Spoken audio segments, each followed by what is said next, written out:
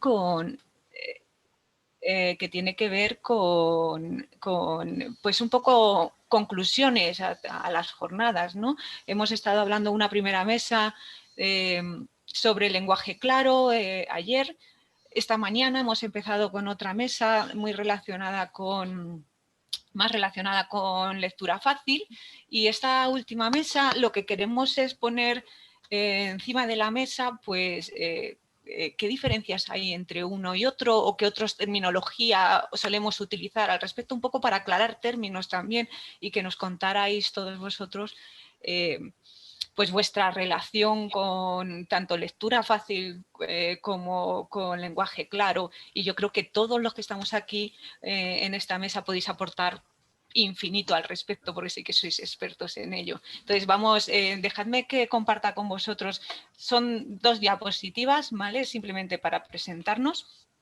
Creo que las estáis viendo ya, ¿verdad? Entonces, simplemente en las diapositivas vamos a presentarnos. Por un lado, esa no soy yo. ¿No eres tú? Esa es una Laura Fernández Cordero, para que siempre me preguntan, porque cuando nos metéis a buscar imágenes, aparecemos las dos. Esta es una señora, no es que es antropóloga también, y bueno, yo también soy antropóloga, pero Vaya ella que se me dedica quedura. mucho más, ella sí es latinoamericana, yo creo que es argentina esta señora. Es que sí, Esta, muchas veces. Vaya, perdóname, ha sido culpa mía. Pero que yo soy esta. Estaba viendo la foto, digo, pues bueno, es que hay veces que en las fotos salimos raras, pero es verdad. Sí, la vida me he visto como muy cambiada de repente. Sí, me hizo gracia porque cuando vi la foto ayer digo, pues no sé, será una posición rara de la cara cuando nos vemos raros de alguna forma, ¿no? Bueno, pues te lo cambio, por favor, tachad esta foto de aquí. Pero bueno, os voy a presentar. No, por un lado, Olga Berrios. Olga Berrios trabaja en Plena Inclusión. Bueno, Plena Inclusión es una organización que representa en España a todas las personas con discapacidad intelectual o del desarrollo, y es una formación de 17 federaciones autonómicas y casi 900 asociaciones, ¿verdad, Olga? Exactamente, buenos días. En la mesa anterior estaba mi compañero de la red de accesibilidad, que es representante de Plena Inclusión Madrid. Yo estaría como a nivel estatal. Sí, y bueno, eres coordinadora de la red de accesibilidad, ¿no? Entonces, pues experta en lectura fácil y tendrás mucho que contarnos al respecto, ¿no? Por otro lado, Laura Fernández con otra imagen. Esta imagen nos gusta mucho más, por supuesto. Es asesora de... Claro, lo sé yo. Es asesora de Solcom, que es una organización no gubernamental independiente y orientada a dar asistencia legal tanto a familias como a personas con discapacidad funcional, ¿no? Bueno, y es como pone aquí, firme defensora del derecho de las personas con diversidad funcional intelectual a tomar sus propias decisiones, ¿no? Entonces, no sé, Laura, si te he definido bien o quieres hacer alguna aclaración. Sí, bueno, en estos momentos soy miembro de la Junta Directiva de Solcom, la hemos renovado hace poco, en estos momentos soy la secretaria de Solcom, y sí que es verdad que, bueno, soy antropóloga y he dedicado toda mi vida a trabajar con personas con diversidad funcional, sobre todo intelectual, y sí, defiendo totalmente el derecho de las personas a tomar sus propias decisiones, y obviamente pues el derecho a la información pues es la base. Muy bien, pues estupendo. Por otro lado, Ana Medina es profesora e investigadora de la Universidad Pablo de Olavide en Sevilla, y bueno, está especializada en traducción de textos legislativos y financieros, pero últimamente sí que he visto que muchos de los proyectos de investigación están muy enfocados a la lectura fácil, ¿verdad, Ana? Hola, buenos días a todos. Muchísimas gracias por esta invitación que me habéis hecho. Sí, efectivamente, imparto, mis clases son de traducción de textos especializados, sobre todo jurídico-económico, pero sobre todo económicos, empresariales, textos persuasivos. Y sin embargo, pues ya hace algunos años que me dedico también a la traducción accesible. me interesan mucho los sistemas de comunicación aumentativa y alternativa. Para poder leer, antes tenemos que saber conocer la lectoescritura, nos tienen que enseñar a leer y escribir, ¿verdad? Entonces, pues esa parte me interesa mucho y también, pues, procesos de adaptación de textos estándar a textos adaptados, ¿no? a lectura fácil, como veremos como es el tema de hoy, ¿no? Estupendo, muy bien, pues bienvenida, Ana. Y bueno, por último también está Jorge Morato, que es mi compañero en la Universidad Carlos III de Madrid y bueno, es profesor e investigador también del Departamento de Informática, al igual que yo, y bueno, participamos en varios proyectos, sobre todo relacionados con lecturabilidad o extracción de información y reconocimiento de patrones, procesamiento del lenguaje natural. Y no sé, Jorge, si quieres ampliar más esta información. Brevemente, ¿no? Básicamente la trayectoria que he traído desde hace mucho tiempo, desde hace 20 años, comencé en investigar cómo el lenguaje podía transmitirse mejor, cómo podía ser más claro, incluso en artículos científicos o en temas más de ingeniería. Y a base de buscar atributos, a base de buscar elementos que afectan a la claridad del lenguaje, mi trayectoria me condujo hasta Olga, que ha sido maravillosa a la hora de presentarnos todo este mundo y de ilustrarnos. Y para mí es todo un mundo apasionante, porque es que hace como una continuidad a todo lo que ha sido mi carrera de investigación y abre muchas posibilidades para seguir investigando. Sobre eso. Pues sí, la verdad es que sí, la verdad es que todo el mundo que nos introdujo Olga, pues la verdad es que se nos ha abierto de verdad y hemos visto una cantidad de trabajos por hacer y de retos por afrontar que nos gustaría además que se ampliaran hoy o estos días en estas jornadas y que llegáramos a, no sé, a algunas conclusiones y acuerdos de cómo mejorarlo y llegar a nuestros objetivos que yo creo que al final son comunes, ¿no? Entonces, bueno, me gustaría plantear unas ciertas preguntas en esta mesa redonda también. Como hemos dicho antes, ya hemos tenido una mesa redonda hablando de lenguaje claro. Hemos tenido otra mesa redonda hablando o centrados en lectura fácil y sí que me gustaría un poco que quedara como también conclusiones o que extrajéramos un poco cuáles son las diferencias de unos procesos y otros procesos de adaptación y que quedaran aquí y se pudieran plasmar nuevos retos y nuevas iniciativas que ya se han empezado a tomar, etc.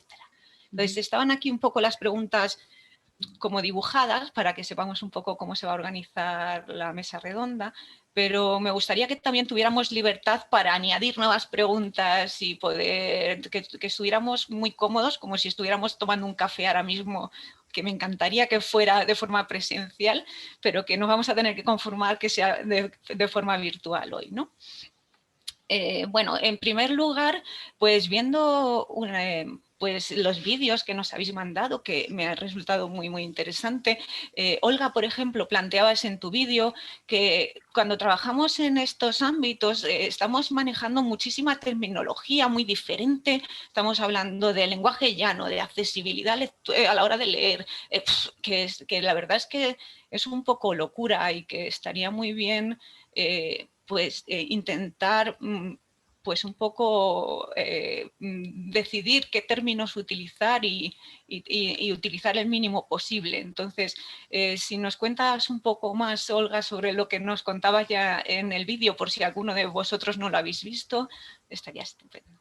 Claro, pues bueno, buenos días y nada, encantada y muchísimas gracias por la oportunidad. Lo primero, el riesgo de los términos no es solo la confusión, sino que usemos algunos términos para referirnos, por ejemplo, a cuestiones que no tienen calidad.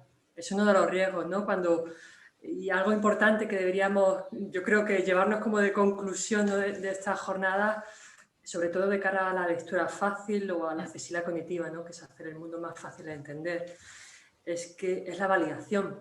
Es que toda la información que desarrollemos o todos los procesos, incluso señales, o sea, recordemos que hacer el mundo más fácil de entender no es solo en los documentos, sino también está en los entornos, en las calles, en los vídeos, en casi todo, ¿no?, lo que nos rodea. La única forma, y cito aquí a Mercedes Belinchón, la profesora de la Complutense, la única forma real de detectarlo de forma certera, si son comprensibles o no, es a través de la opinión de las personas con dificultades de comprensión. Entonces, uno de los miedos, de los riesgos que tiene y que estamos detectando es que hay personas que utilizan, por ejemplo, términos como lectura facilitada para referirse a una lectura fácil que no está validada, ¿vale? Habría que cuidar mucho eso. Hay muchísimos términos, hemos detectado, por ejemplo, términos como lectura accesible, lenguaje comprensible, fácil comprensión, lectura facilitada, como decíamos. Incluso la propia lectura fácil en España, en los primeros años se llamó fácil lectura. O sea, también es un poco confuso. Incluso en inglés a veces se dice easy read o easy to read con guiones. Entonces, desde la red de accesibilidad cognitiva y de hecho en colaboración, esto lo hicimos mano a mano, Óscar, mi compañero que ha intervenido antes y yo hicimos un artículo intentando promover por lo menos la selección de dos términos muy claros y promover su uso y que además son muy diferentes, bueno, tienen diferencias como son la lectura fácil y el lenguaje claro. Y el resto intentar, bueno, pues si realmente tiene interés desarrollar algún término más, que lo pongamos claro cuál es la diferencia con el resto, si es que es una lectura fácil sin validación o lo que sea, pero que se aclare aún más por ese miedo, ¿no?, a no comprobar que un texto es comprensible, por ejemplo, a de repente diluir esa calidad, ¿no?, de la información que se genera. Sí, efectivamente, estoy completamente de acuerdo. Entonces, términos como lenguaje claro o lectura fácil, yo creo que ya están muy bien definidos, se sabe perfectamente qué es cada uno de ellos. Y no sé si Laura o Ana o Jorge queréis añadir algo más respecto a la terminología que estamos utilizando. Sí, yo sí que quiero decir, estoy totalmente de acuerdo con lo que ha dicho Olga, y es verdad que pasa mucho con la lectura fácil. Entonces, yo sí creo que además que es que diferenciar correctamente lo que es la lectura fácil del lenguaje claro ayuda precisamente a no pervertir el concepto de lectura fácil llamando lectura fácil aquello que no lo es. Yo considero que no podemos poner nunca un logo de lectura fácil si no ha habido una validación. O sea, la validación es fundamental. Yo no puedo estar en mi casa, hacer un texto y decir, bueno, esto lo voy a hacer yo en lectura fácil. Lo hago en lectura fácil y lo cuelgo en la web con el iconito de lectura fácil. Eso no se puede hacer. Tú lo habrás hecho en lenguaje claro. Habrás intentado hacer un texto sencillo, con buena voluntad, incluso conociendo las pautas, pero si tú no lo has validado, no estamos hablando de lectura fácil. Y yo creo que en eso sí que creo que tenemos que ser serios y dejarlo claro, ¿no? Nunca mejor dicho. Creo que sí que a veces tendemos a querer llamar a las cosas de la manera que no son, y eso sí que es verdad que no ayuda. Y de la misma manera que reforzar que la accesibilidad cognitiva no es lectura, o sea, lectura fácil no es sinónimo de accesibilidad cognitiva, es una herramienta dentro de la accesibilidad cognitiva, pero no hemos de perder de vista que la accesibilidad cognitiva es mucho más, ¿no? Y a mí me preocupa cuando parece que hacemos sinónimo o entendemos que hablar de lectura fácil soluciona toda la accesibilidad cognitiva, porque ni mucho menos, y supongo que a lo largo de este ratito lo seguiremos comentando. Sí, estoy completamente de acuerdo contigo, Laura. Es una herramienta, es muy útil, pero desde luego no soluciona toda la problemática o todo que está relacionada con accesibilidad cognitiva, efectivamente. Ana, no sé, sí. Por añadir, yo creo que hay una cosa muy de base también, y está muy bien definida la lectura fácil como herramienta, como producto de apoyo, y creo que se encuentra en muchos sitios como una de las herramientas de la accesibilidad cognitiva, Y yo creo que en ese sentido en España es fácil, relativamente fácil encontrar lo que es.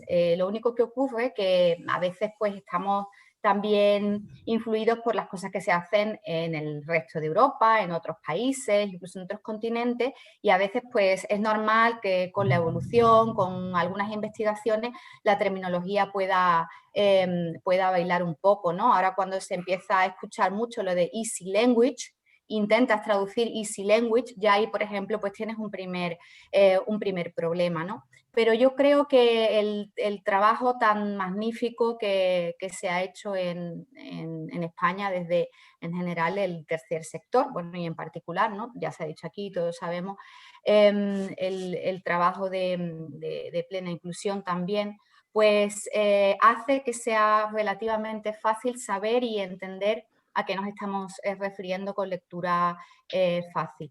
Por otro lado, es muy importante cuando hablamos de lenguaje claro, tener en cuenta, de comunicación clara, tener en cuenta que en muchas ocasiones para entender el lenguaje claro lo mejor es pensar que hace falta el lenguaje claro cuando hay un lenguaje oscuro. Muchos textos están mal escritos, están mal redactados. Es fácil aprender, no perder el norte si pensamos que el problema es la falta de calidad de esos textos y que no tiene tanto que ver con las personas que los leen, sino con las que los producen. O bien porque no están pensando en los destinatarios a los que van dirigidos, o bien porque esas personas no son no tienen esa facilidad, no han aprendido a escribir los textos adecuados, quizás porque no son siempre esas personas las que tienen que escribir los textos, sino que hay muchos profesionales de las lenguas, está la profesión del corrector, la profesión, hay en España asociaciones fantásticas como UNICO de correctores, personas que son especialistas de la redacción. Todo el mundo conoce la Fundeu, donde también se dedica a cuidar el lenguaje. Así que, por una parte, como se ha dicho aquí, hay que mejorar que seamos capaces de redactar mejor en general la ciudadanía, así no tendremos tantos textos oscuros. Y, por otra parte, tenemos que echar más mano de los profesionales de la lengua, ¿no? A veces nos falla el registro. A veces escribimos bien, pero tengo una compañera, una lingüista, se llama Lola Pons, dice que es como una casa de varias plantas, ¿no? Tenemos que saber que la planta baja, donde tengo, no sé, el garaje o el trastero, pues la utilizo para unas cosas y a lo mejor la planta alta, pues ahí hago las fiestas o ahí celebro cosas importantes. Del mismo modo, pues cuando hablo con amigos, pues utilizo un lenguaje y cuando doy una conferencia utilizo otro tipo de registro. Así que a veces también, sobre todo para el lenguaje claro, son importantes este tipo de cuestiones, ¿no? Mientras que la lectura fácil, entendida como producto de apoyo, es otra cosa. Y además creo que como método, se ha dicho en algunas ocasiones, es subjetivo. No creo que sea, desde el punto de vista lingüístico, no creo que sea cuestión de subjetividad, primero porque hay unas normas. En el momento que tú pones unas normas y unas pautas o unas recomendaciones, ya estás añadiendo algo prescriptivo, como lo debemos hacer. Y segundo, si haces una validación, me da igual cómo lo llames, pero vamos a llamarlo validación, ¿por qué no? Porque es perfectamente nombrable así. Ya le estás quitando subjetividad, porque ya lo estás comprobando.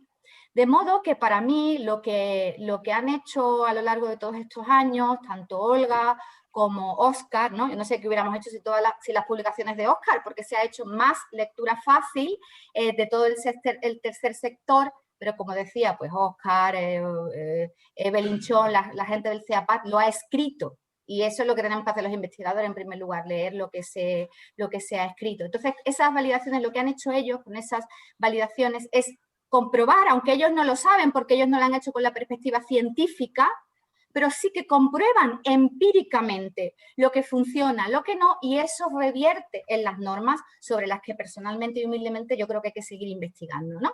En fin, perdón que me haya extendido en mi primera intervención, pero creo que estaba relacionado con la pregunta que hacías. Está fenomenal, estoy además muy de acuerdo en todo lo que, bueno, has abierto un melón muy grande, ¿no? Con muchas ideas que yo creo que sí que vamos a tocar hoy durante toda la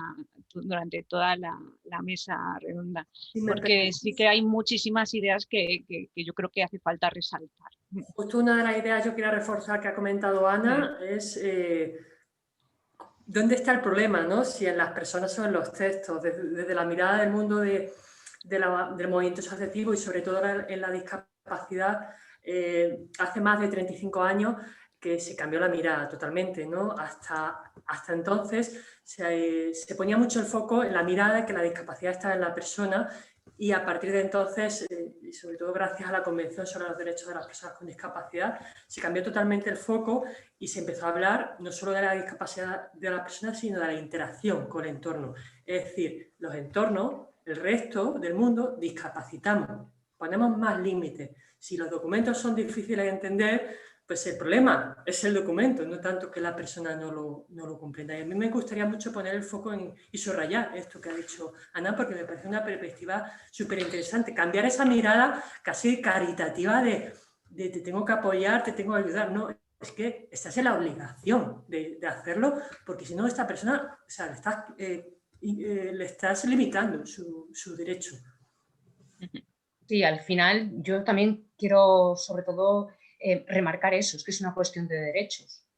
Y sí que es verdad que nosotros desde Solcom, sobre todo por la labor que tenemos como veladores de la Convención, claro, nuestra entrada incluso en el ámbito lectura fácil viene desde ahí, desde la obligación que entendemos que tenemos de hacer que la normativa, revisar que la normativa realmente está accesible para todas las personas con diversidad funcional. Nosotros, de hecho, cuando decidimos adaptar lo que ha sido el informe sobre el derecho a la educación en España, ese informe que hizo el comité donde se criticaba, bueno, un informe demoledor, ¿no?, sobre la situación de la falta de educación inclusiva en España, entendíamos que era obligado, era preceptivo el hacer una versión en lectura fácil, descubriendo también que, claro, que al hacerla en lectura fácil lo que hacíamos era más accesible el documento original a la población en general, porque es un documento que es muy árido, es muy complicado, y nosotros hicimos un proceso de adaptación a lectura fácil junto con Cooperativa Altavoz, que fueron nuestros compañeros en este viaje, y fue un proceso de casi un año, porque realmente era un texto muy, muy complejo y su validación fue complicada. Pero al final estábamos hablando de algo obligado, o sea, de un derecho, y realmente es un derecho de ciudadanía que nos ha de hacer preguntarnos si realmente estamos considerando ciudadanas a estas personas, ya que cuando escribimos no pensamos en ellas, ¿no? Incluso cuando estamos legislando sobre ellas en muchas ocasiones. Entonces, para nosotros eso es un enfoque muy, muy importante, el enfoque de derechos, y donde hablaríamos ahí de ese tipo de textos, ¿no? Más allá de, bueno, pues de los textos más de literatura que yo comentaba en mi vídeo, ¿no?, que está muy bien leer el Quijote, pero que hay que leer también la legislación y conocer uno qué derechos le asisten. Fíjate, ahí en lo que comenta Laura también hay algo muy, bueno, que a mí me irrita un montón, ¿no? Una situación muy peculiar ahora mismo dentro de la legislación española, y es que, no sé si sabéis que el gobierno está, bueno, pues en vista de aprobar una legislación para el tema del Código Civil, de cambiarlo, y para que las personas no se restrinjan tanto sus derechos y se les incapacite legalmente. A la vez, el propio Congreso, los partidos políticos, rechazan el cambio de la ley sobre los derechos de las personas con discapacidad que se está promoviendo desde el movimiento asociativo, para mencionar explícitamente la accesibilidad cognitiva y todas las necesidades y todo lo que se debería hacer para promover el derecho a los apoyos. O sea, están aprobando una ley en la que las personas no van a estar incapacitadas y se les debe promover apoyos para decidir por sí mismas, y por otro lado no están promoviendo que se apruebe una ley que les daría esos apoyos que necesitan. Es absolutamente contradictorio. Ay, por andar en ese no puedo dejar pasar eso. Es verdad que, por ponerlo, ¿no?, centrarlo, en estos momentos hay dos proposiciones se está trabajando en el Congreso en 2 proposiciones de ley. Por un lado está la modificación de la legislación civil y procesal que comenta Olga, donde una de las derivadas directas es que se va a cambiar todo el tema de modificación de la capacidad de obrar. Parece que por fin abordamos el artículo 12 de la Convención, dejamos de lado el tema de la tutela, la prueba patria potestad.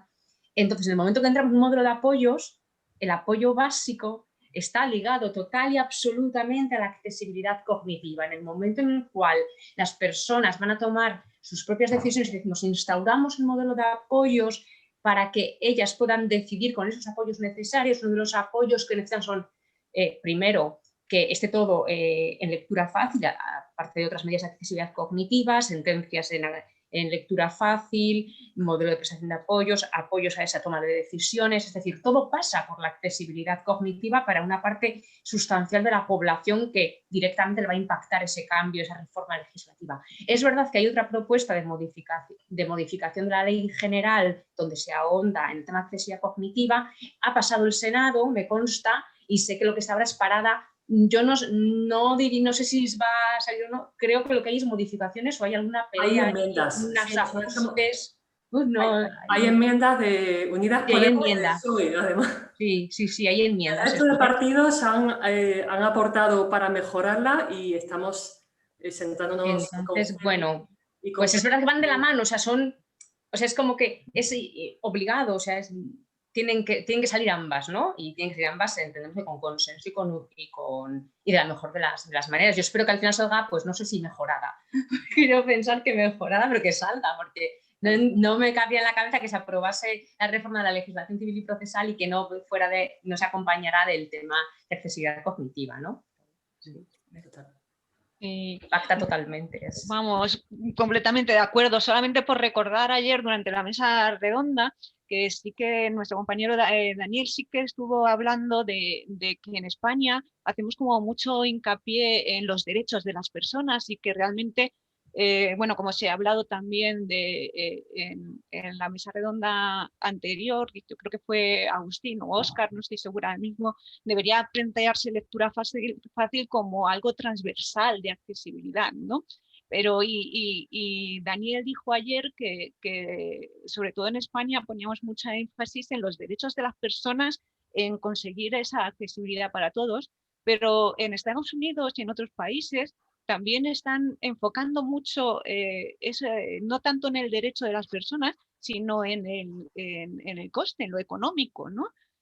¿Cuánta población te dejas fuera si no la incluyes en todos los servicios, compras, en todas las cosas? Porque también yo creo que en España nos falta un poco hacer ese cambio. No solo es un derecho, sino que además a las empresas que no incluyan a este tipo de personas, pues están perdiendo un nicho de negocio bastante importante. Entonces también Totalmente de acuerdo. Desde la universidad nos podéis ayudar con esos datos.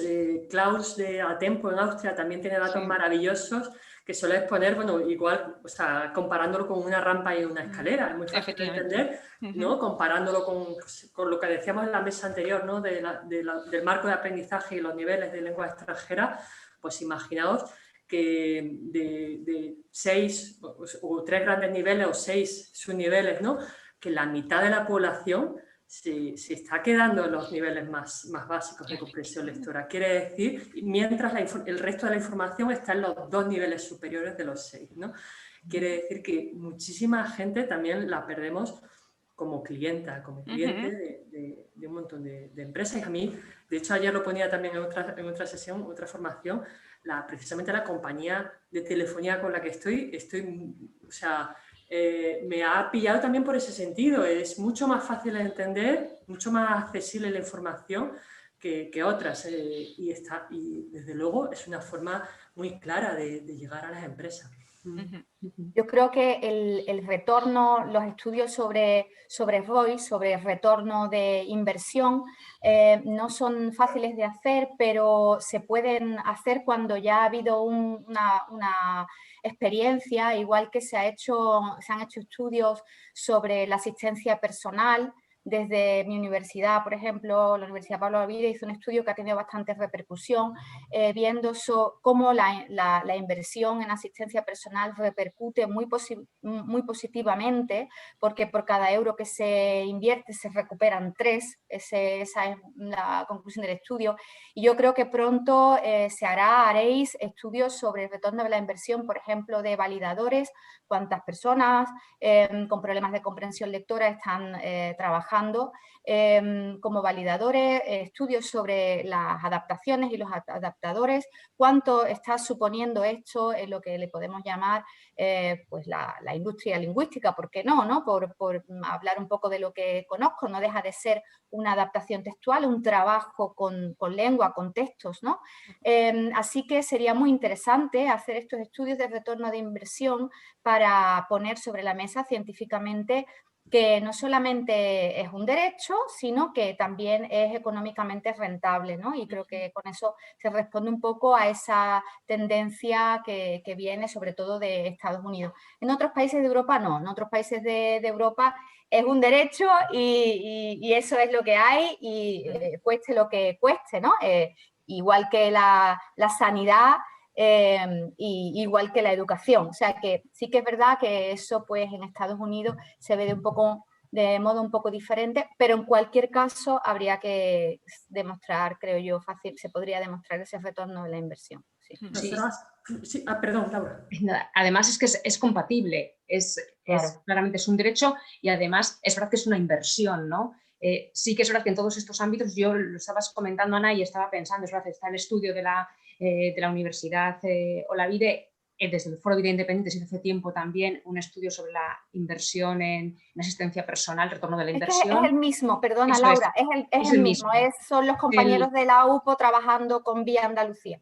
Sí, lo sé. Y también se hizo con anterioridad, yo creo que fue la ESE hace tiempo, cuando también sacó un estudio sobre la inversión en cuanto a empleo con apoyo. Es decir, siempre que hablamos de este tipo de derechos siempre aparece el retorno de la inversión. Lo que pasa es que todavía es como que no lo tenemos del todo desarrollado. Yo creo que nos queda mucho desarrollo en España, ¿no? Pero ese es el camino. Lo uno no está reñido con lo otro, se puede hacer compatible. Otra cosa es que en algunos casos bueno, pues haya que hacer una inversión inicial mayor o en ocasiones no siempre va a ir de la mano y sea un derecho que aún así ha de ser, pues bueno, pues asumido, ¿no? Pero sí que en este caso es claro que yo creo que es preceptivo hacer algún tipo de estudio en este caso. O sea, Ana y Jorge lo sabéis, bueno, y Sonia, disculpad, nosotros sí que tenemos, o sea, lo más parecido, no es lo mismo, es un estudio de comprensión lectora en el que, bueno, pues participaron 578 personas de diferentes comunidades autónomas con y sin discapacidad intelectual. Evidentemente ahí hay un gag, ¿no?, dentro de este estudio, que solo participaban evidentemente personas con discapacidad intelectual que tuvieran algún nivel de lectoescritura. Nos dejamos fuera, ojo, y aquí pues un guiño a mi compañera Ana, personas que no tienen lectoescritura, que necesitan sistemas alternativos y metativos de comunicación o libros sin palabras, que también es una herramienta con un gran potencial. Pues dentro de ese estudio se vio que en el nivel A, volviendo al tema del aprendizaje de lenguas extranjeras, 7 de cada 10 participantes con discapacidad intelectual, el nivel A sería lo más similar a la lectura fácil, sí que comprendían los textos. Fijaos que nos dejábamos fuera 3 de cada 10, pero bueno, ya teníamos datos, por fin conseguimos datos de que evidentemente la lectura fácil es muy necesaria y útil para muchas personas con discapacidad intelectual, pero insisto, nos dejamos fuera a 3 de cada 10 que no pasaron las pruebas del nivel A y a las personas a las que ni siquiera invitamos a la prueba porque entendríamos que iba a frustrarles más, porque es personas que necesitan sistemas alternativos o aumentativos de comunicación que no tienen una lectoescritura suficiente como para, bueno, pues no hacerles sufrir en una prueba de tal característica. Sí, porque está el derecho de que nos enseñen a leer y a escribir a todos y a todas. Entonces, cuando lo que ocurre a veces, y creo que me ha gustado mucho escuchar la postura de Agustín, al que no conocía, no sé si sigue, bueno, si no sigue le podéis decir que puede contar conmigo con todo lo que, lo que quiera hacer también en el tema de lectura fácil e inclusión educativa, porque es realmente un sector en el que en España estamos todavía realmente muy mal. Y lo que ocurre es que hay personas que son no verbales, que no hablan por una discapacidad intelectual o por una discapacidad física, ¿no? Entonces, esas personas muchas veces no se les enseña a leer y a escribir porque se piensa que como no hablan, pues seguramente tampoco podrán leer y escribir, ¿no? Algo que es totalmente, totalmente erróneo y que se puede y se debe hacer. Así que para que, como decía Olga, ¿no? Para incluir a todos, pues necesitamos también apoyar lo que es la lectoescritura y la alfabetización, y enseñar a leer y escribir también con estos mismos apoyos, ¿no? ¿Por qué no? Con estos mismos productos, como decía Agustín, y ahí hay que seguir insistiendo. O sea, si las editoriales dicen que es que se necesita tiempo y que esto hace falta muy rápido, bueno, pues habrá que hacer esos materiales de un año para otro, pero hay que hacerlos y hay que, yo creo que ahí las editoriales tienen que participar y tienen que estar de acuerdo. Las editoriales llenan mucho los libros de textos. Si nos fijamos en los libros de texto de primaria, los libros de textos están muy llenos, tienen muchas cosas, muchos elementos, muchos colores, a veces poco contraste, y producen lo que se denomina, ¿no? Una carga cognitiva. Y esa carga cognitiva puede influir en el proceso de lectoescritura de personas o de niños y niñas que tienen, o de adultos, ¿por qué no?, que tienen dificultades de aprendizaje. Digo esto porque estamos hablando de comprensibilidad, pero para comprender es muy importante también que los textos sean legibles.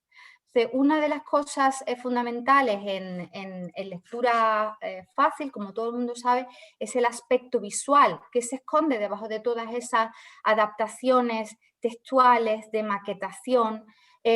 Bueno, pues ahí lo que se mejora es la legibilidad. Y aunque hay menor número de investigaciones comprobando los niveles de comprensibilidad, porque es verdad que hay mucha variación, los grupos son muy heterogéneos, sí que hay claros estudios científicos sobre que se mejora la experiencia lectora cuando los textos son más legibles, ¿no? Y también, esto también se ha dicho antes cuando se ha hablado de la web y de los grupos que van a trabajar en que los sitios web también tengan esos factores de legibilidad para que sean con eso más comprensible. Así que estoy totalmente de acuerdo con lo que se ha dicho en mesas anteriores, que hay que trabajar mucho con los textos curriculares en el sistema educativo, aparte de trabajar con todos los textos más especializados, como se ha estado comentando.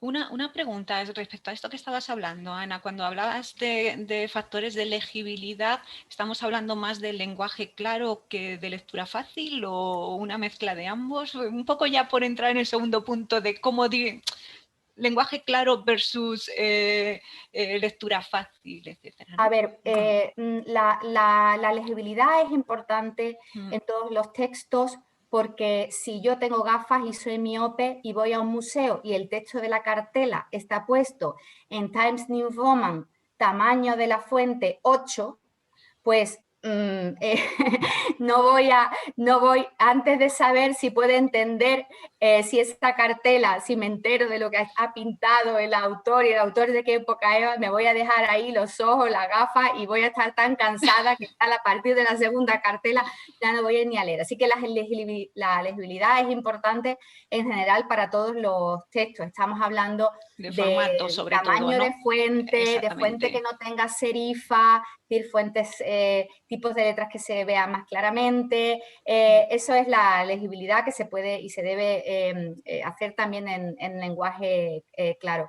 En lectura fácil, como sabéis, dentro de las guías, de la IFLA o de las normas UNEX, hay apartados importantes dedicados exclusivamente a toda la parte visual de los textos, y y bueno, que como sabéis, pues influye, ¿no? Que los párrafos, no solamente cuestiones que tienen que ver con la maquetación, también la legibilidad, los organizadores textuales, que también creo que han salido antes, ¿no? Que parece que forman parte del contenido, también influyen en la legibilidad. Los organizadores textuales es que yo puedo dividir un texto y ponerle título, ese título lo puedo poner en un color diferente para que se vea que hay 3 partes, puedo añadir un pequeño resumen al final, porque ahora cuando des paso al segundo punto, una de las cosas que yo creo que es importante resaltar, resumir o concluir es que la simplificación textual no es solamente quitar. Vosotros que sois informáticos y que podéis hacer tantas cosas, si queréis va rápidamente en mi lista de los Reyes Magos, no, creo que es importante que no pensemos simplificar, es reducir, es quitar, es eliminar, es sustituir, ¿no? Porque se trata también de poner. No entendemos cuando está todo junto y hay que poner separadores, hay que meter pues, conectores, no, ahora me vuelvo al contenido, ¿no? Tenemos que meter verbos que están elididos y no entendemos por qué falta el verbo, no entendemos por qué falta el pronombre personal, y ya no sé a qué se está refiriendo, si se está refiriendo a ella, a él, a nosotros. Se trata mucho de poner, se ha hablado también del contexto, por supuesto, el destinatario, pero ya en cuestiones microlingüísticas, ¿no? Creo que es importante tanto la legibilidad, que hay que poner cosas, hay que poner también elementos paratextuales, hay que poner en lectura fácil, sabéis que tenemos a la derecha, que tenemos glosas, ¿qué son las glosas? Son definiciones, tenemos imágenes. ¿Cómo es la relación entre los textos y las imágenes? Tenemos que investigar ese tipo de cosas, ¿no? También. Por tanto, ¿no? La legibilidad es diferente a la comprensibilidad, aunque no se puedan separar lo uno del otro. Sí, muy interesante. Bueno, perdón. No, justo muy de acuerdo. Iba a poner simplemente un ejemplo, por si se entiende mejor aún. Sabéis que una de las cosas que adaptamos a lectura fácil son los programas electorales de los partidos políticos. El año pasado nos adaptamos, aglutinamos en la página web de mivotocuenta.es más de 70 programas adaptados a lectura fácil, porque claro, recordad que había... creo recordar 3 convocatorias de elecciones autonómicas, estatales, las municipales, las europeas. Bueno, claro, había programas electorales de ronda, por ejemplo. Tenemos, creo que 5 programas electorales solo de ronda. Imaginaos si esto lo multiplicamos, tendría que ser muchísimo más, ¿no? Por cada localidad. Y yo siempre recordaré el ejemplo del programa electoral, porque a los partidos políticos les solemos pedir... O sea, sabéis que hacen programas electorales de unas 300 páginas, algo así. Les solemos decir que es imposible adaptar el tiempo que nos piden todo esto a lectura fácil y que nos pasen un resumen. El programa electoral del PSOE, del Partido Socialista Obrero Español, el año pasado nos pasaron un resumen solo de 4 páginas, pero era tan críptico, tan sumamente críptico, o sea, valdría para estudio, de verdad, que la adaptación nos supuso 40 páginas. Para explicar todo lo que querían decir, y a veces nos costaba mucho porque hay cosas dentro del mundo del lenguaje político que tampoco se dicen claramente. Y una de las conclusiones que a mí me salían de los equipos de validación, preguntar a las personas, oye, ¿y qué diferencias ves entre este programa y este otro programa? No encontraban tantas, porque en el lenguaje político hay que hacer mucha lectura entre líneas y comparativa.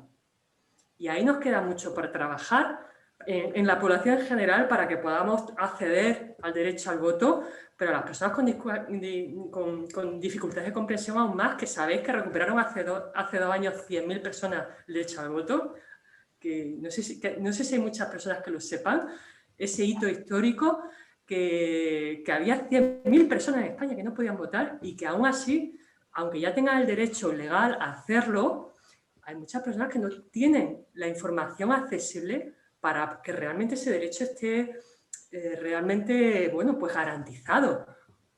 Simplemente si nos ponemos con el mensaje político, pero tendríamos que analizar todo el proceso hasta que llegas y metes el voto y hasta que te enteras de los resultados. En fin, es muy complejo, pero por lo que decía Ana, no es para nada, o sea, creo que es un estereotipo que repite mucha gente, a lo mejor que no tiene suficiente cercanía o que ha visto solo algunos tipos de texto de lectura fácil.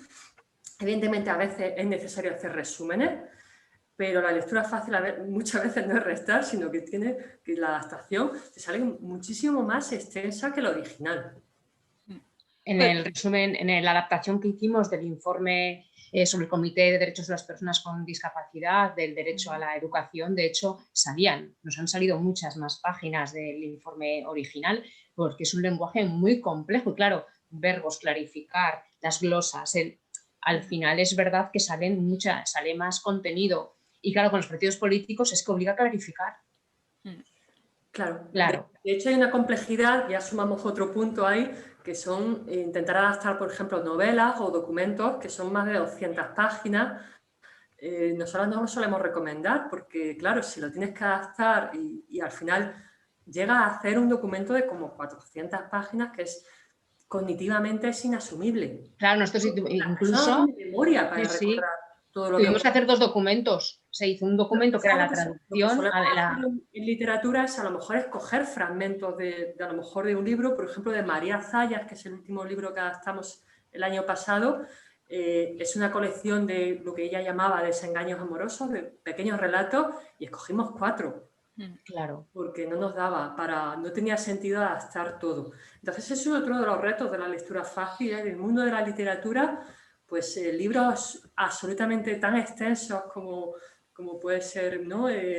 Grandes clásicos de la literatura, cómo hacerlos fáciles de comprender y como lo que decíamos en la mesa anterior, que además te transmitan, ¿no? Esa parte literaria, ese Cervantes detrás. Sí, lo que decía, ¿verdad? ¿De dónde está Cervantes ahí? Si os he dejado de lado, ¿no? Esa sensibilidad. Yo sí que es verdad que en el documento, en la adaptación que hicimos del informe de la ONU, después sacamos un segundo documento que era una guía con una visión más didáctica y con otra estructura diferente que lo hace más manejable respecto a la adaptación original. Ahora sí que es verdad que seguimos con conquista de derechos, o sea que sabéis que algo que mucha gente parecía no ser consciente, todo el tema de la esterilización forzosa en España, pues es verdad que también eso a mí me conecta mucho con todo el tema del apoyo a la toma de decisiones y a los consentimientos informados. Y yo en eso también tengo ahí pues es algo que me preocupa mucho.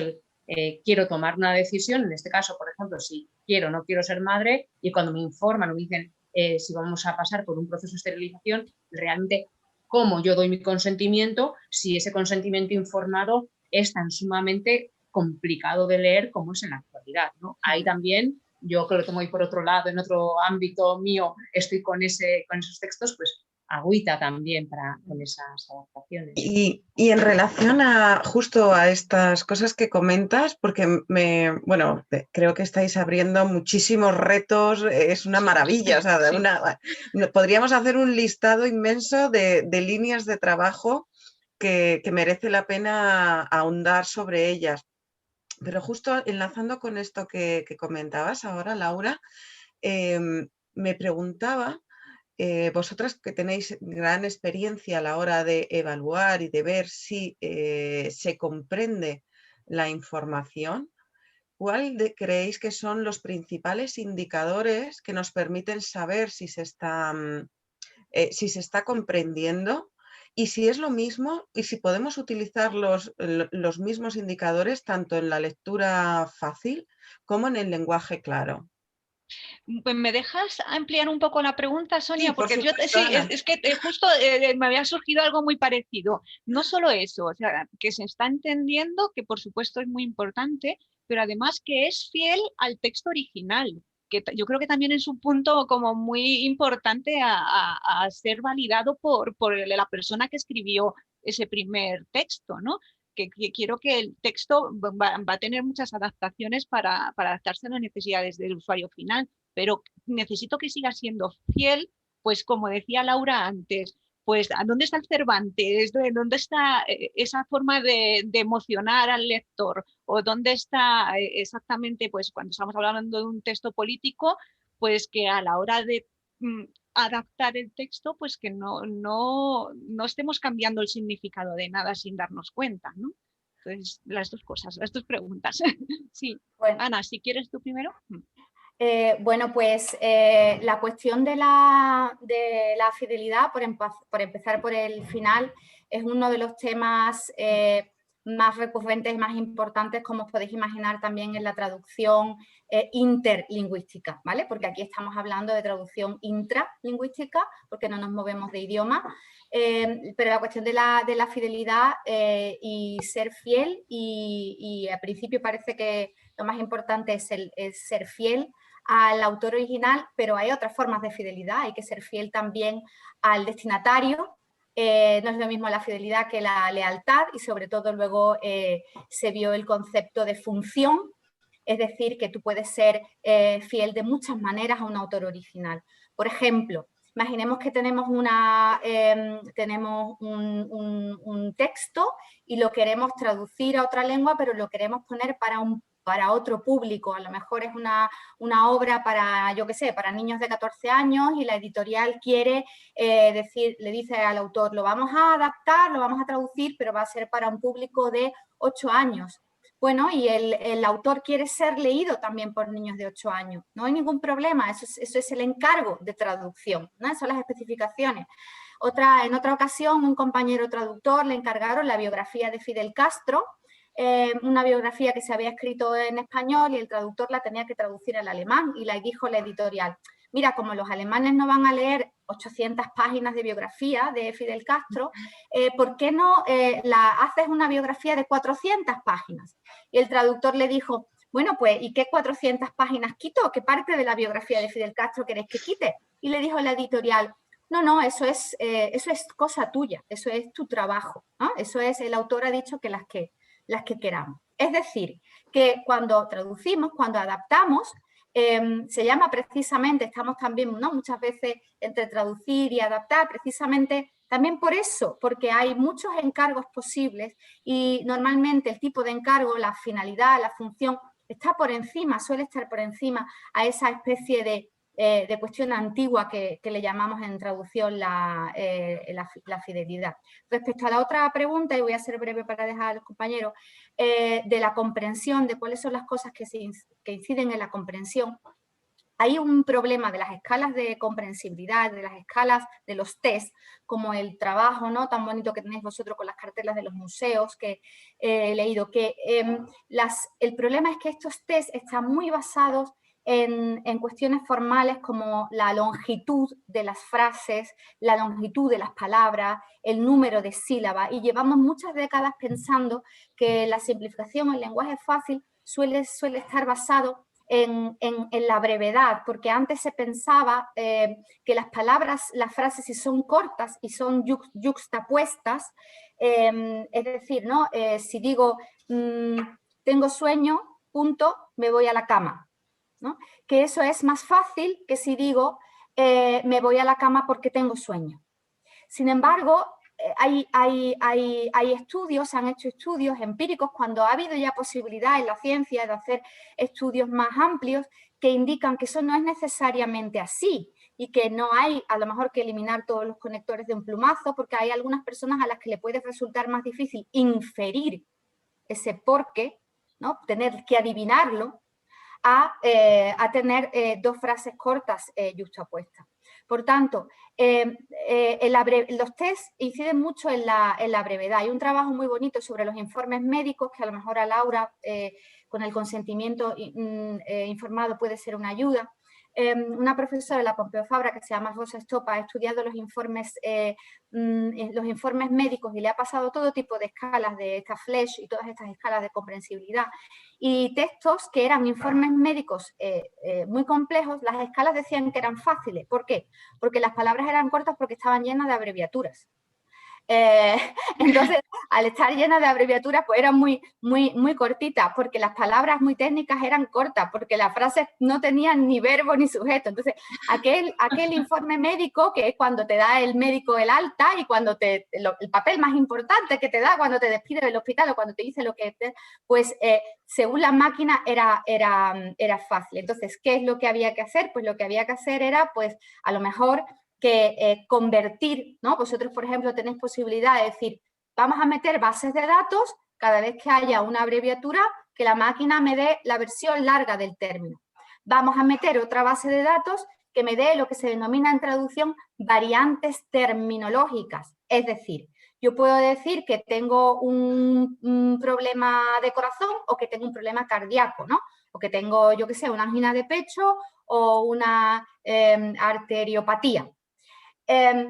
Son variantes terminológicas que se utilizan en distintas situaciones. Si tengo en un texto arteriopatía, pues va a ser más difícil de comprender. Podría tener una máquina que directamente, como se ha dicho también aquí, y lo ha dicho Óscar, no con la idea de traducir, sino con la idea de ayudar que yo en ese momento la máquina me dijera que una arteriopatía es una angina de pecho. Y en ese sentido, la Universidad de Granada tiene un proyecto que se llama VariMed, donde tú entras en la página de VariMed y te da las variaciones terminológicas de los textos médicos, con su parte en inglés, en francés, porque también tenemos que comprender textos cuando los tenemos que pasar de un idioma a otro. Por eso esta estrechísima relación entre la traducción interlingüística y intralingüística. Así que por una parte, exponer elementos, por otra parte está el tema de la variación terminológica. Ojo, no estoy diciendo que yo esté a favor de quitar en los textos de lectura fácil siempre los términos. De hecho, no estoy nada de acuerdo porque podría producir una estigmatización en los textos, que es lo que está pasando ahora en Alemania, que lleva mucho recorrido con la lectura fácil y ahora hay una corriente de decir que la lectura fácil estigmatiza. Claro, nosotros estamos todavía muy lejos de eso, no vamos a hablar porque tendríamos todavía que hacer muchísima más lectura fácil, pero básicamente lo que viene a decir es que si yo le quito arteriopatía a una persona, por ejemplo, con discapacidad intelectual, y le pongo en el texto problemas de corazón o angina de pecho, pero esa persona va a seguir yendo al médico.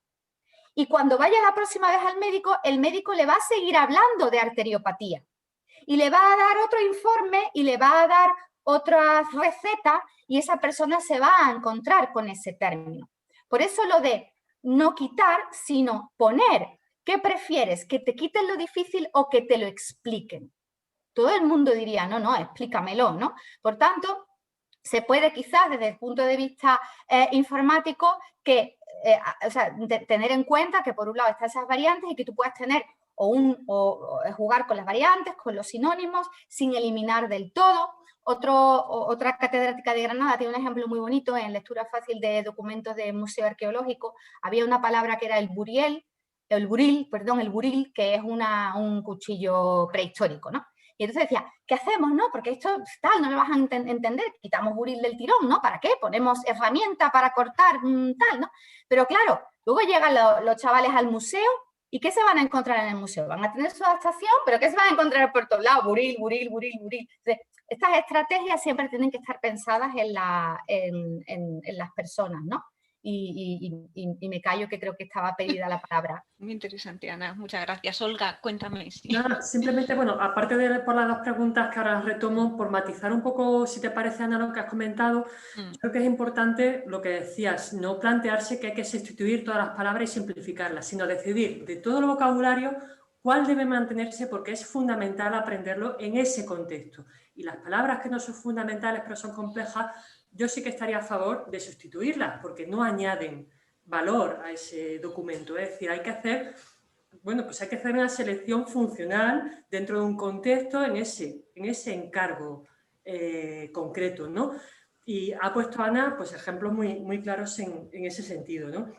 En cuanto a lo que decíais de, por ejemplo, el tema de la fidelidad, creo que se ha presentido de lo que he comentado, ¿no? Anteriormente. Nosotros lo trabajamos directamente si la autora o el autor está vivo con esa persona. Normalmente el encargo con un partido político, en el ejemplo que he puesto, el partido revisa la adaptación y le pedimos que la revise con esa mirada, transmite correctamente. De hecho, ahí hay otro debate también con el tema de la fidelidad que nosotras tenemos dentro, bueno, que podríamos abrir otro melón, ¿no? Que es cuando incluye términos que a lo mejor desde el movimiento asociativo les podríamos avisar, oye, no incluyas la palabra minusválidos, que no, que hay muchas personas, ¿no? Que se O sienten ofendidos. destaca tus medidas para la población con discapacidad, pero entonces estaríamos influyendo en los contenidos de los programas. Entonces ahí hay un debate pues, muy, muy interesante, ¿no? Pero evidentemente con el tema de la literatura también lo hacemos, si por ejemplo la autora o el autor pues ha fallecido, si hay una fundación, también intentamos hacerlo en ese sentido, ¿no? Que la propia persona nos diga si transmite o no. Y cuando son textos jurídicos, pues también tenemos alguna asesoría, ¿no?, legal que nos pueda revisar si lo cumplimos o no. En cuanto a lo que decías, la pregunta, ¿no?, de indicadores, creo que hay que avanzar mucho en ese sentido en el ámbito científico. Evidentemente, se ha avanzado dentro de las pautas de lectura fácil, como sabéis, bueno, pues desde el Movimiento Asociativo Plena Inclusión promovemos sobre todo el uso de dos principales pautas, son las de Inclusion Europe, las de información para todos y evidentemente la norma UNE del año 2018. Las pautas de Inclusion Europe tienen un montón de años y apenas hablan sobre cómo se realiza esa validación. De hecho, para usar el logo, lo único que te piden, el logo europeo, este azulón, ¿no?, de la lectura fácil, lo único que te piden es que por lo menos hayas comprobado la comprensibilidad con una persona, ¿no? La norma UNE te habla de que al menos sean 3 para que sea un poquito más representativo, ¿no? Normalmente en los equipos de validación suele haber bastantes más, ¿no?, entre 5 y 8 se suele recomendar.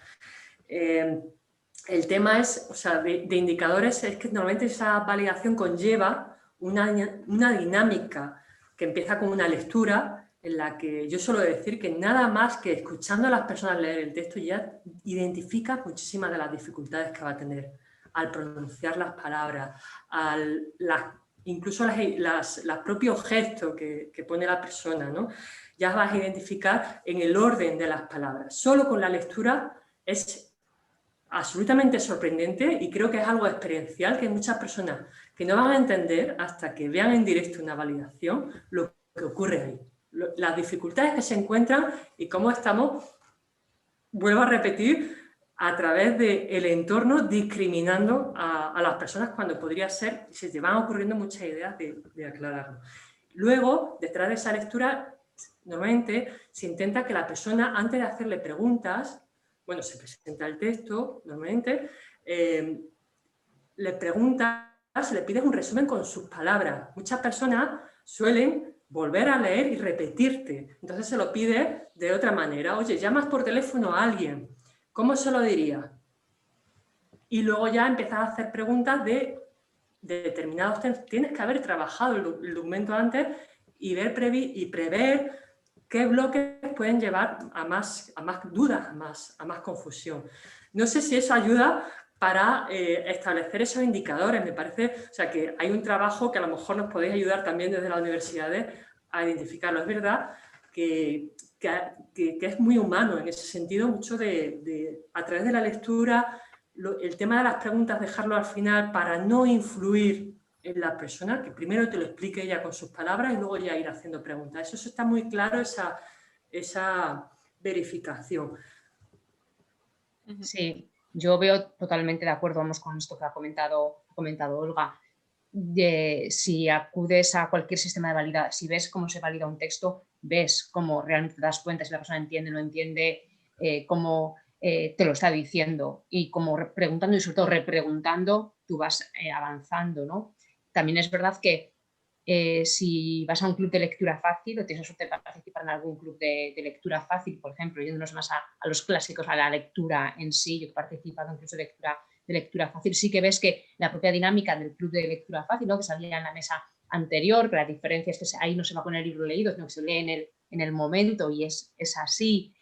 Toda la dinámica que se genera, incluso yo he asistido a clubes de lectura fácil en los que había gente que no tenía lectoescritura, con lo cual estaba dependiendo más del audio, de la escucha, de la dinámica que se genera, de cómo luego se hacen preguntas. con qué se ha querido decir y cómo se conecta igual con la emotividad del momento y cómo ellos lo han sentido. Creo que hay fidelidad, hay lealtad a la persona y a que la lectura llegue, porque es verdad que cuando alguien escribe o escribe una obra literaria quiere transmitir, pero también es verdad que en el momento que tú sueltas es como cuando tú vas a un museo. Yo lo comparo con, a mí me gusta mucho la pintura y cuando vas y ves arte abstracto, pues hay gente que dice, yo ahí veo una cagada, pero el autor quería transmitir, sí, pero a mí no me digas porque yo ahí lo que veo es nada, una bola ahí roja. Y yo digo, no, tú tienes que pensar lo que a ti te despierta, ¿no? Porque también es verdad que yo creo que con la literatura también pasa como con el arte, cuando algo lo sueltas y lo entregas, también el que lo recibe, lo interpreta y le llega algo, ¿no? Entonces, cuando haces una adaptación en un club de lectura, tú ves lo que a la persona le está llegando. Creo que hay por ahí bastante camino. Y luego ya otra cuestión es la parte más de textos jurídicos, de textos médicos, donde al final, si lo entiendo o no lo entiendes, que si me van a operar y me van a quitar la vesícula, yo tengo que saber lo que es que me quiten la vesícula. O sea, que hay muchas fórmulas. Yo sí que es verdad que siempre acabo en lo mismo. En la universidad es verdad que puede ayudar. La universidad puede ayudar y sobre todo puede ayudar incorporando no solo a profesionales o a entidades vinculadas, sí, pero a las personas. Es decir, que en este debate, tal y como estamos hablando, reflexionemos y si pensemos también y nos llevemos pues, al lenguaje claro ahí, sí se nos entiende. En general, cuando hablamos está debatiendo de lectura fácil. Eso por un lado, y por otra parte, yo creo pilotajes. También salía, por ejemplo, en la sesión de ayer, y lo comentaba, ahora no recuerdo el nombre de la... Elisa Calvo. Elisa lo comentó. Yo que trabajo mucho vía pilotajes y con pequeños grupos y pilotar, y creo que es que nos falta mucho de pilotar. Y creo que por ahí hay que ir también. Sí. Ana, querías comentar algo. Sí, creo que efectivamente, creo que lo que se sabe en psicolingüística y hay gente en la Universidad de Valencia, el grupo ERI, que trabaja en comprensión lectora, y ahí primero tiene mucho que ver los grupos destinatarios, ¿no? Es como los problemas que podemos tener de comprensión, que pueden estar derivados, como decía Laura, de un lenguaje especializado, de una jerga difícil, ¿no? Por ejemplo, pues hablamos de textos médicos o textos jurídicos.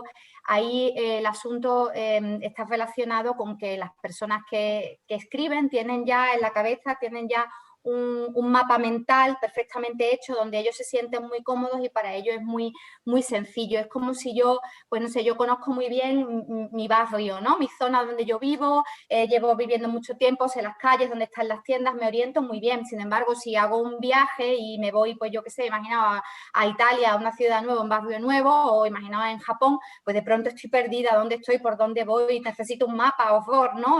Qué agobio, qué ansiedad. Pues esto también es lo que ocurre cuando nos enfrentamos los no expertos a textos que están escritos por expertos, por especialistas, y que encima no han hecho el esfuerzo de hacer una divulgación, o sea, de escribirlos pensando en que quien lo va a leer es no. Esas estrategias de comprensión, eso tiene para desmembrar y para conseguir que entendamos ese tipo de textos, pues las estrategias tienen que ser que tienen que ver con aprender cuáles son las relaciones entre los conceptos, ¿no? Son términos médicos que detrás de esos términos hay unos conceptos y esos conceptos están relacionados entre sí.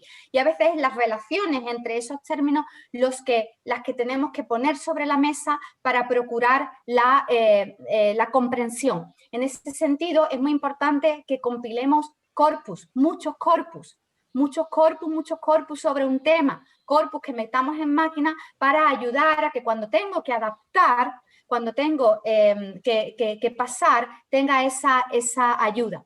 Sin embargo, hay otros textos que las personas tienen dificultades de comprensión lectora porque algo pues no pueden inferir bien, no, como decía Olga, a la hora de leer notamos que no están decodificando, ¿no? de ese grafema a fonema, igual que a lo mejor lo pueden hacer personas que no tienen esas dificultades, y en ese sentido hay más que ver cómo tenemos que hacer las adaptaciones para que esas personas logren entender. Y poner el foco, ¿no? No tanto en el análisis del texto original, sino también en esas validaciones o en esas en esos experimentos empíricos, en esos pilotajes, ¿no? Para poder ver qué es lo que está fallando ahí, si es culpa de las inferencias, de que faltan esas cosas o de que sobran, o son los términos. Hablamos de términos difíciles, pero ojo, que no todos los términos son palabras poco frecuentes. Estoy muy a favor de utilizar los corpus de frecuencia, pero, por ejemplo, si decimos, primer problema, primer mito, pensar que los términos son palabras de un solo lexema. La mayoría, muchísimos problemas de comprensión son porque son grupos de palabras.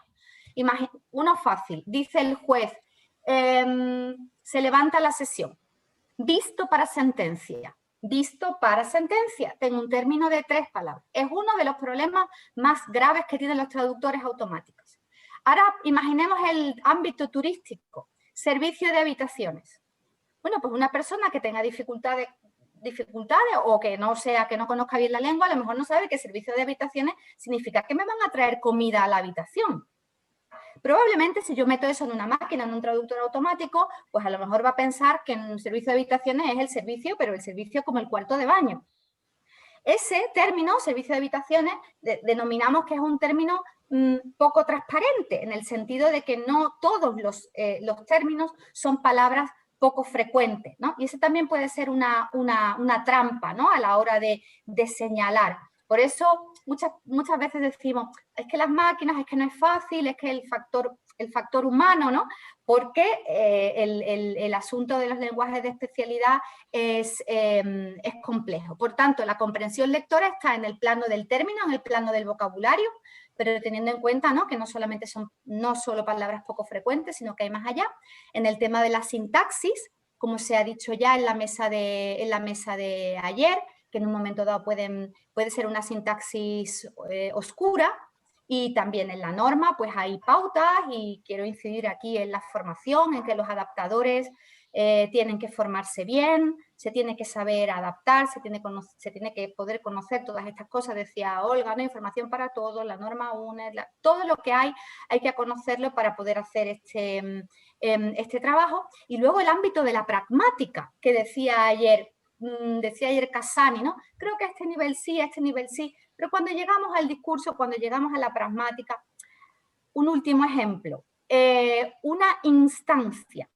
Yo publiqué en el año 2012 una anécdota que un matrimonio alemán vivía en Marbella y tenía un problema con su piso porque una obra, el ayuntamiento hacía una obra grandísima y la obra les daba muchísimo ruido, muchísimo polvo, no podían ni abrir la ventana, fueron a hablar con el dueño del piso le dijo que la culpa la tenía el ayuntamiento. Entonces ellos escribieron una carta de reclamación, como hubieran hecho en su país, escribieron una carta quejándose y pidiendo una indemnización al ayuntamiento de Marbella. Y entonces le dijeron al traductor, por favor, ¿puede usted traducir esta carta de alemán al español, que queremos que esté bien escrita? Sí, claro, por supuesto, carta alemán, carta en español, ningún problema. ¿Qué pasaron cuando los alemanes llegaron al ayuntamiento de Marbella y se encontraron con ese concepto tan español que es la ventanilla? ¿No? Concepto burocrático muy español que no debemos pensar que es universal ni mucho menos. Pues pasó que llegaron a la ventanilla y entonces le dijeron, no, esto no sirve para nada, una carta, no, que va. Tiene usted que rellenar una instancia. Bueno, y luego ya, pues ahí seguía que los alemanes pues fueron al traductor y dijeron, ¿qué me has hecho? ¿No? Tenía el traductor que haber sabido que era lo que necesitaba una instancia, en fin. Una instancia es un documento fácil desde el punto de vista, tiene solamente los datos personales y luego pone solicita, ¿no? Pone expone, solicita y la firma. No hay mucho texto, no hay palabras poco frecuentes, pero es un texto complejo, porque hay que redactarlo, te pone solicita que, tienes que redactarlo en tercera persona, hablar de ti mismo en tercera persona, porque es una cultura textual, una tradición discursiva propia de una cultura, ¿no? Entonces, ¿cómo adaptamos eso, por ejemplo, ¿no? Lo decía también Óscar, es que hay pocas cosas que Óscar no haya dicho. Ha dicho, bueno, no necesariamente hay que hacer una sustitución, se puede hacer un texto que apoye la comprensión de otro. Y también lo hacemos en traducción. La traducción jurada no existe sin el original. Su certificado de notas, traducción jurada con original, los dos. Otro tipo de traducción no, leo una novela traducida y la leo como si estuviera leyendo un original, no la leo con la novela original al lado, ¿no? Porque todo depende del encargo. Y este ejemplo de la instancia es un ejemplo sobre lo que decía ayer, que tenemos también que tener en cuenta el tema de la pragmática y el discurso, ¿no? Y que en su opinión eso era difícil de ver. Pero sí que podríamos tener unas etiquetas. Si vosotros hacéis corpus, tenéis la posibilidad de meter muchos datos, pues podéis tener los tipos de texto y podéis tener etiquetas que digan, ojo, texto problemático desde el punto de vista discursivo, que no se trata solo, que no es lo mismo que la otra parte del consentimiento o de la arteriopatía, ¿no? Fíjate, yo ahí en el ejemplo que has puesto, Ana, veo, aparte de un problema en el documento, en el proceso, ¿no? Habría que mirar esto desde el ámbito global de la accesibilidad cognitiva, es decir, que quizá el proceso para pedir algo a un ayuntamiento no debería ser así, o sea, podría ser un poquito más amplio, más abierto. Quizás sería mucho más fácil de entender el mundo, ¿no? Si más que enfocar en hay que hacer esta instancia fácil de entender, es el proceso hay que hacerlo fácil de entender y a lo mejor abrir un poquito la mente, a que a lo mejor una carta sí que la debemos admitir como instancia, aunque no lleve el formato adecuado. Por eso yo creo que es importante a veces, ¿no?, mirar, echar un pasito atrás y mirarlo desde fuera, porque vaya a ser, bueno, pues que nos pongamos a adaptar un montón de documentos cuando a lo mejor sería mucho más lógico adaptar el proceso, ¿no? Desde luego. Sí, ayer, por ejemplo, Lisa Calvo también resaltaba esto, resaltaba que unido o de forma sincronizada con el cambio del lenguaje o la adaptación del lenguaje deberían adaptarse los procesos. Los procesos en España están, vamos, son del año del Pleistoceno, ¿no? Entonces deberían adaptarse. El sistema completo, ¿no? De cómo me comunico con la administración pública, cómo el funcionario, ¿no? El miedo que tenemos en España cuando vamos a pedir algo, vamos a entregar algo, ¿no? ¡Ay, qué funcionario me va a tocar! Espero que sea simpático, ¿no? Eso es una cosa que en otros países, o sea, no existe, ¿no? O sea, para que os hagáis una idea, en Reino Unido, que sería casi el opuesto, al funcionario se le llama el civil servant, o sea, el siervo del ciudadano, ¿no? Y, en fin, es una broma, ¿no? Pero me refería, por supuesto, que cambiar los procesos, me refería hablando de la comprensión, ¿no? Que la comprensión tiene que ver también con cuestiones discursivas más allá del léxico y la gramática. Por supuesto.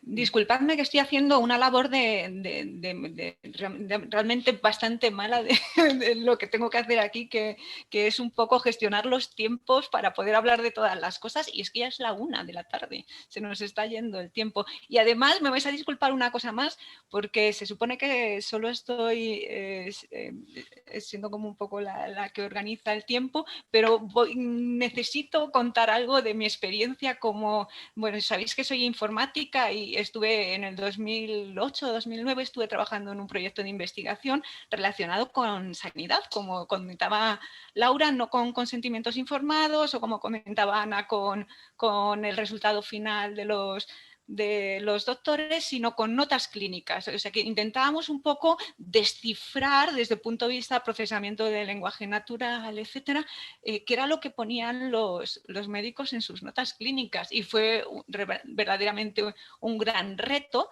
Además, en concreto yo me centré principalmente en las abreviaturas y los acrónimos.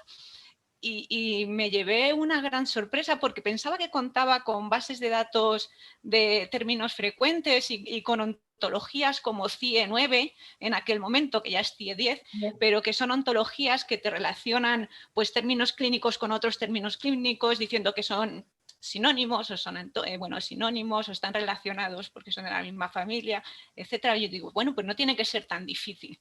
Y vamos, como anécdota, intentamos poner todo lo posible, pero básicamente el resultado final era que los doctores o los médicos no utilizaban abreviaturas estándar, sino que utilizaban sus propias abreviaturas, sus propios acrónimos. Entonces, es que no estaban incluidas en ninguna base de datos, y eso era imposible porque muchas veces ni ellos mismos, ni un doctor compañero suyo era capaz de entender sus propias notas clínicas. Entonces, para nosotros fue un gran reto y de verdad que todavía sigue ahí el reto, porque de verdad habría que ampliar habría que llegar a una terminología concreta y habría que ampliar esas bases de datos de términos frecuentes. Y muy relacionado con lo que también ha comentado Ana, también nos interesa mucho porque cuando estamos hablando desde el punto de vista también informático, queremos crear herramientas de ayuda, ¿no? Dentro de estas iniciativas, tecnología, etcétera, de ayuda, siempre estamos hablando de si realmente los bancos de palabras frecuentes o las bases de datos de palabras frecuentes deberían ser diferentes por cada ámbito. O sea, si estamos hablando de un ámbito jurídico o un ámbito económico, no tiene nada que ver las palabras frecuentes de unos textos u otros. Y sin embargo, esas bases de datos realmente todavía no están creadas. Es también otro reto a abordar, que creo que, si estáis de acuerdo todas conmigo, por lo que veo, estáis asintiendo todas. O sea, realmente se nos abren de esta conversación de café, como digo yo, que estamos teniendo aquí, se nos abren miles de retos que creo que son muy importantes a abordar. Y si me vais a permitir, antes de nada y antes de irnos y que se nos acabe el tiempo, vamos a volver un poco a lectura fácil versus lenguaje claro, por lo menos que esto quede muy claro. Hemos estado hablando de distintas metodologías, sobre todo a la hora de evaluar. Ayer se comentó, y lo hemos comentado hoy aquí también, que en lenguaje claro, pues no hay cultura de pilotaje práctico, lo dijo Elisa Calvo, realmente no se valida con usuarios reales al final, cosa que desde el punto de vista informático también una metodología, una aproximación centrada en el usuario obligatoriamente necesita una validación por el usuario, y no solo una validación, sino que el usuario participe desde el diseño hasta el último paso, que es la validación, ¿no? Entonces, creo que en esa parte sí que el lenguaje, o sea, lectura fácil sí que es más claro y sí que obliga a esa validación, ¿verdad?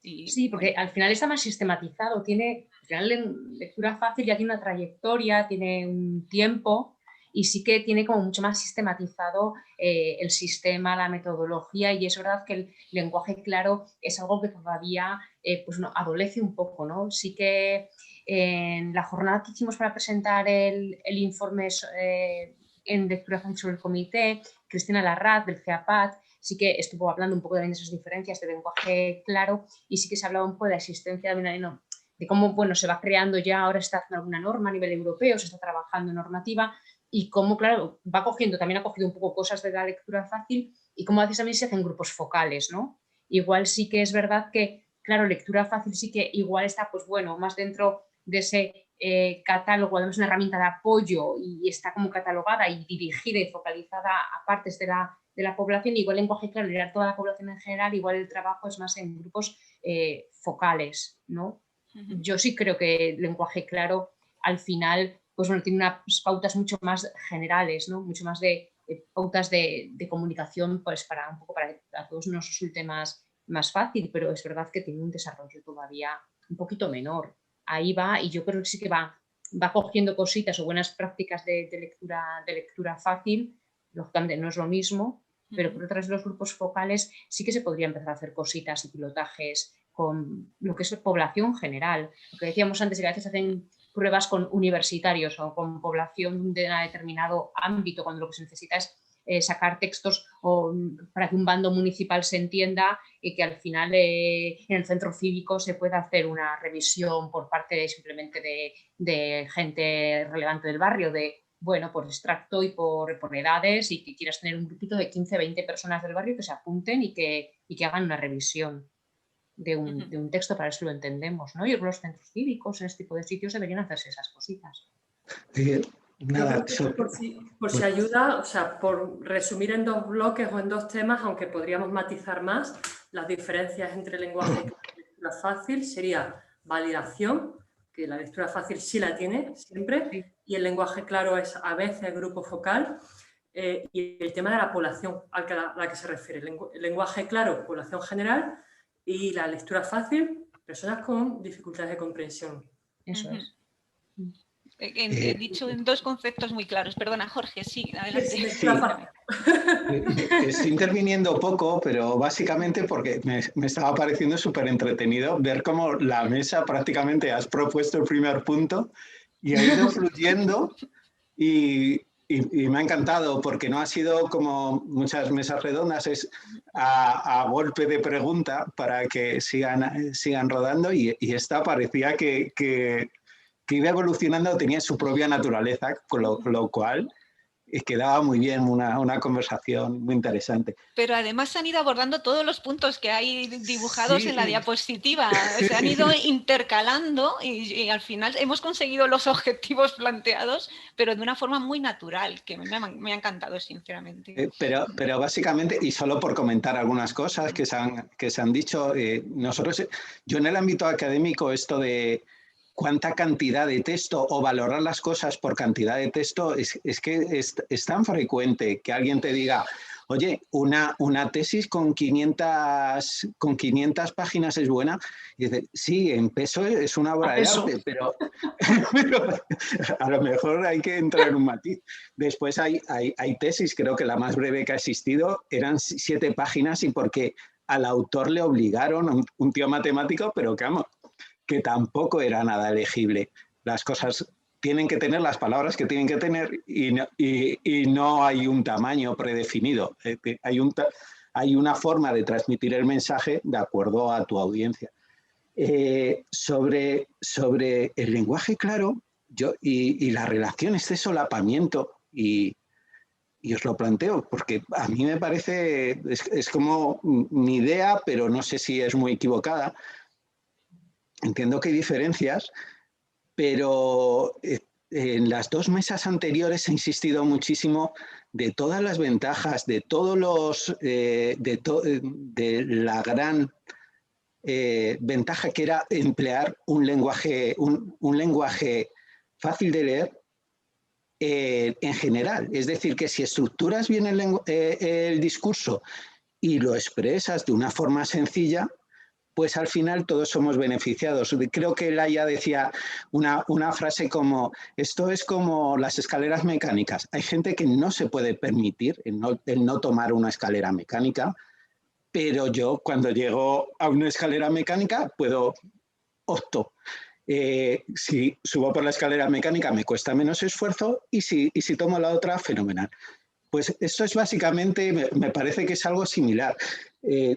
Creo que a todos beneficia un lenguaje claro, o sea, una lectura fácil, pero que entre el lenguaje claro y la lectura fácil y y todos los grados que hay de lectura fácil a su vez, realmente lo que se está definiendo es una especie de continuo en el que hay partes que por supuesto necesitan mayor validación porque tenemos que comprobar que realmente nosotros, si no tenemos determinada disfuncionalidad de la comprensión, pues no lo podemos validar porque a lo mejor pensamos que está clarísimo y no lo está para ese grupo objetivo.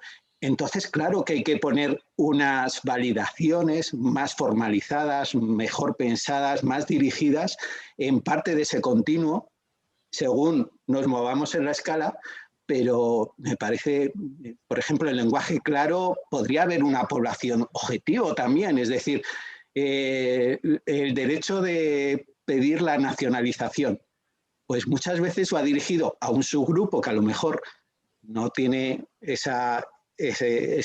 puede ser bastante amplio y pueden ser totalmente, tener como idioma nativo el español. De hecho, el mayor número de nacionalizaciones son castellano parlantes y aún así hay que dirigirlo para ese grupo. Es decir, que puede ser que el lenguaje claro también vaya con distintos grupos. A lo que me refiero que yo lo veo más como un continuo y con una serie de características en cada tramo de ese continuo que puede bajar hasta, como comentabais, hasta un nivel solo gráfico, porque no hay la posibilidad de leer con ciertas disfuncionalidades. Era solo aportar esto. Muy bien, muchas gracias, Jorge. Muy interesante, la verdad. Se nos está escapando el tiempo y hay una cosa que no quiero que se me escape preguntaros, ¿vale? He visto, creo que ha sido en uno de los vídeos, la verdad es que ya confundo vídeos con mesas redondas porque me han parecido muy, muy interesantes todas y creo que fue Laia Vidal y Elizabeth Serra que lo comentaron, que decían, bueno, cuando nosotros, yo he trabajado mucho en accesibilidad funcional, ¿vale? Antes trabajaba con el Centro Español de Subtitulado y Audiodescripción y dentro de nuestra metodología siempre decíamos, si planteamos el diseño desde el diseño, si planteamos la accesibilidad, realmente no es tan costoso. Vamos a hablar de costes, ¿vale? Aquí este momento de costes que creo que es muy importante hablarlo y que no se nos escape hoy. Entonces, nosotros cuando trabajamos en accesibilidad funcional siempre lo hablábamos. Entonces, quería preguntaros esto, si también, y al igual que Laia y que Elizabeth, pensáis que también ocurre. Si nos planteamos un lenguaje, una lectura fácil desde el inicio o un lenguaje claro desde el inicio, si pensáis que igual, que realmente el coste de crear ese documento es igual de costoso que crear un documento sin estas pautas, ¿no? No sé, esa es la pregunta. No, yo estoy de acuerdo, sí. Estoy de acuerdo. Creo que siempre es mucho más rentable hacerlo desde el principio. Es como cuando haces una obra en un bar y le haces, pues bueno, accesible físicamente, ¿no? Al final es accesible para todos, nadie le perjudica. Yo creo que especialmente relaciones con la administración, documentos oficiales que tienen que ser de dominio público, creo que si lo haces de una manera, un lenguaje claro, más allá de una lectura fácil, creo que el beneficio, no creo que haya ningún tipo de perjudicado y desde luego pues sería más rentable. Yo sí que lo comparto. Yo creo que son las dos cosas, efectivamente. Claro. El coste no es mucho mayor, o no sé si es mucho mayor o es exactamente el mismo. Eso es que no creo que sea. Claro. Y encima el beneficio es muchísimo mayor. Es que de hecho te puedes ahorrar en el sentido de que hay algunos documentos que a lo mejor no tienen, o sea, que nos deberíamos plantear qué documentos deben llevar una versión en lectura fácil o cuáles directamente llevan una única versión, muy parecido a lo que estamos diciendo con el tema de las escaleras y las rampas. La cantidad de rampas que se construyen dándole la vuelta por detrás y que el modo de acceso a las personas con movilidad reducida no es comparable al resto de personas y que tienen que entrar por la puerta de atrás y con ascensores de carga y cosas así. Yo he hecho en algún evento entrar a todas las ponentes por el mismo sitio para que vivan la indignidad de muchas personas que tienen que ir en montacarga a un evento a hablar en público. Pues igualmente en algunos documentos también nos tendremos, esto hay que matizarlo, ¿vale? Cuidado. Entonces tendremos que plantear que a lo mejor hay que hacer una única versión directamente fácil de entender. Por ejemplo, la inscripción a un evento. Si no hay muchas preguntas, si no hay mucho que aclarar, ¿por qué no hacer una única versión? ¿No? Pues puede ser más barato en lugar de hacer tropecientas mil versiones del mismo documento. Vale, ¿y esa versión en qué estaría? ¿En lenguaje claro, en lectura fácil? Ahí depende del evento, entiendo. Claro, he puesto un ejemplo, evidentemente hay que matizar un montón, pero para que me entendáis, ¿no? Si es un evento en el que hay llamadas a muchas personas con discapacidad intelectual, por ejemplo, yo lo haría en lectura fácil y que todas y todos accedan por... Ahí yo quería poner... Sí, yo quería poner un ejemplo, así un poco a nivel de cosas que pasan a veces en organizaciones, incluso imaginaros un evento que organiza una organización, la que sea, que trabaja en el sector de la diversidad funcional, en concreto en el intelectual. Tú, cuando termina el evento, haces una encuesta de calidad, ¿no? Tú pasas la encuesta de satisfacción, ¿no? Para tus datos de calidad y demás.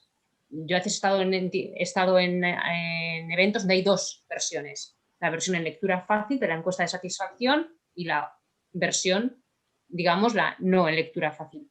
Pues a mí me parece absurdo en ese caso. Si la versión en lectura fácil nos sirve a todos, ¿por qué cuando a veces es que en las carpetas y todo, hasta mirando a la gente a la cara a ver cuál le daban?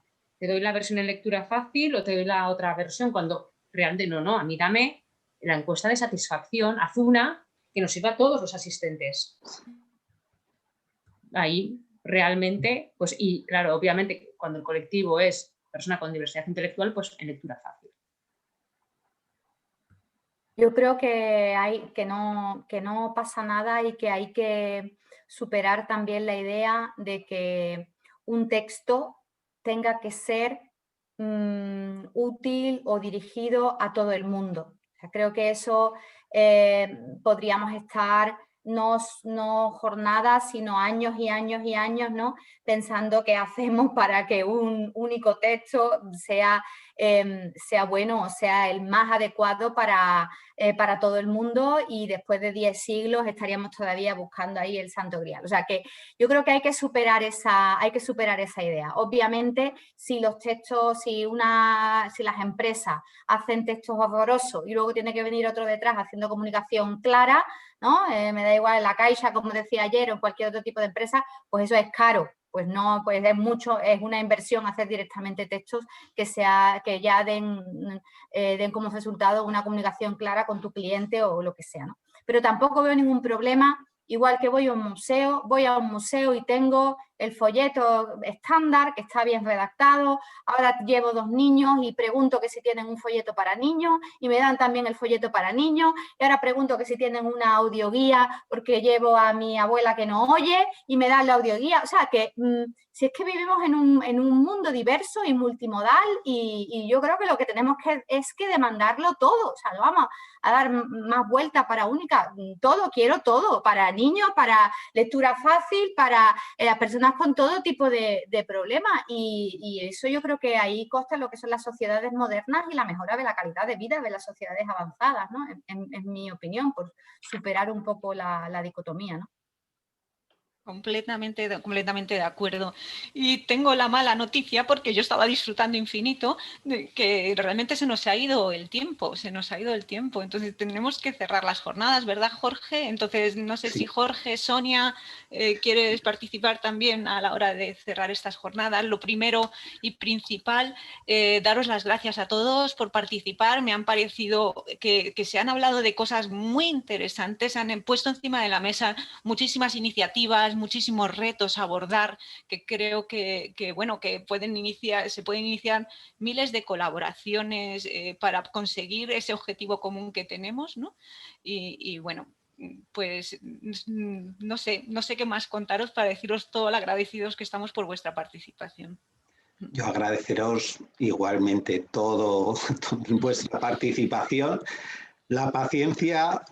Disculparme por la foto, tengo los problemas técnicos.